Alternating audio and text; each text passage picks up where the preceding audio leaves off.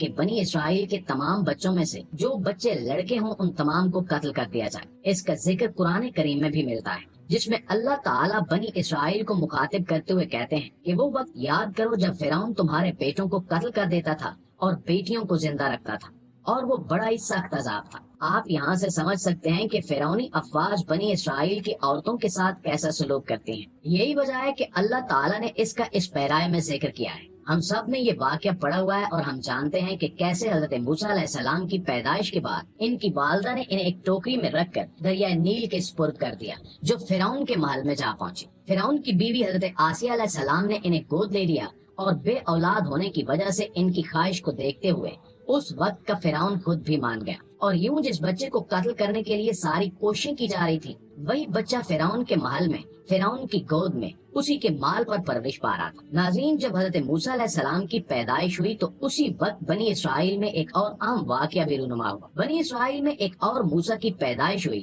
لیکن یہ موسیٰ کسی عام گھر میں پیدا نہیں ہوا، بلکہ یہ بنی اسرائیل کی ایک نہایت بدکار عورت تھی۔ بدکار ہونے کے باوجود چونکہ آخر وہ ماں تھی، اس لیے اسے اپنے بیٹے سے محبت تھی اور وہ اسے فرعونی فوجیوں کے ہاتھوں قتل ہوتے نہیں دیکھ سکتی تھی۔ جب رات کے اندھیرے میں موسیٰ سامری پیدا ہوا تو اس کی ماں نے اپنی محبت سے مجبور ہو کر راتوں رات اسے ایک پہاڑ کے غار میں چھپا دیا۔ اگلے دن اس کی ماں کو کسی جرم کی پاداش میں قتل کر دیا گیا اور اس وجہ سے وہ دوبارہ واپس نہیں آ سکی۔ ادھر موسیٰ سامری ایک چھوٹا سا بچہ اس غار میں تنے تنہا پڑا رہا، جس کی پرورش کرنے والا اور اس کا خیال رکھنے والا کوئی بھی نہیں تھا۔ اللہ تعالیٰ نے حضرت جبریل علیہ السلام کو اس بچے کا خیال رکھنے اور اس کی پرورش کرنے کا حکم دیا۔ اس پر حضرت جبریل علیہ السلام ہر روز دن میں 3 بار زمین پر تشریف لاتے اور اپنی ایک انگلی پر شہد اور دوسرے پر دودھ اور تیسری پر پانی لگا کر اس بچے کو چٹاتے اور یوں اس کا پیٹ بھر جاتا۔ یوں یہ دنیا کا واحد بچہ ہے جو حضرت جبریل علیہ السلام جیسے جلیل القدر اور برگزیدہ فرشتے کی گود میں اور ان کے خیال رکھنے سے بڑا ہوا۔ یہ بچہ بڑا ہو کر موسیٰ سامری بنا۔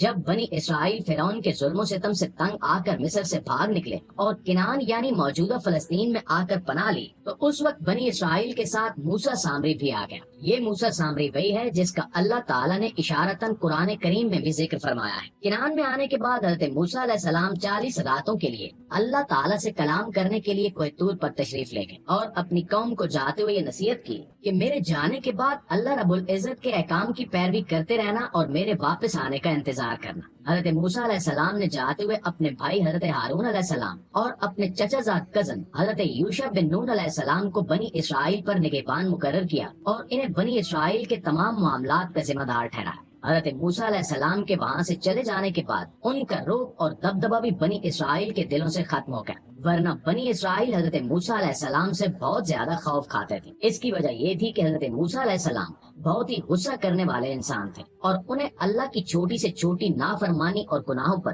بڑا شدید غصہ آتا تھا۔ یہی وجہ ہے کہ بنی اسرائیل ان سے ڈر کر رہتے تھے۔ جب وہ تورات کے حصول کے لیے کوہ طور پر تشریف لے گئے تو بنی اسرائیل کو کھل کر کھیلنے کا موقع مل گیا۔ بنی اسرائیل سے زیادہ کھل کر کھیلنے کا موقع ان میں موجود موسیٰ سامری کو ملا، جو اس دوران انتہائی خفیہ طریقے سے جادو کے حصول میں مگن رہا اور اب جادو کا ایک بڑا ماہر بن چکا تھا۔ اس کے ساتھ ساتھ جادو کے لیے شیطان کی آنت بھی حاصل کرنا پڑتی ہے، تو وہ شیطان کا پیروکار بھی بن چکا تھا۔ یعنی وہ بچہ جس نے فرعون کے محل میں پرورش پائی تو وہ اللہ کا نبی بن گیا، لیکن وہ بچہ جس نے جبریل کی آغوش میں پرورش پائی وہ شیطان کا ساتھی اور مددگار بن گیا۔ شیطان کے مطالبے پر موسیٰ سامری نے ان 40 دنوں میں 6 لاکھ سے زائد بنی اسرائیل کے لوگوں کو گمراہ کر دیا اور ان کی ایسی برین واشنگ کی کہ محض ان 40 دنوں کے اندر اندر قوم بنی اسرائیل اپنے دین سے پھر کر گمراہ ہو گئی۔ بنی اسرائیل سے کہہ کر موسیٰ سامری نے سونے کا ایک بہت بڑا بچڑا تیار کروایا اور جادو کرتے ہوئے اس کے اندر کچھ ایسا پھونکا کہ جب اس کی پوجا کی جاتی تو اس کے اندر سے آواز آیا کرتی۔ دراصل اس بچڑے کے اندر ایک شیطان رہتا تھا جو لوگوں کی پوجا پاٹ کا ان کو جواب دیا کرتا تھا۔ یہ ساری صورتحال دیکھ کر حضرت ہارون علیہ السلام اور حضرت یوشع بن نون علیہ السلام نے بنی اسرائیل کو روکنا چاہا،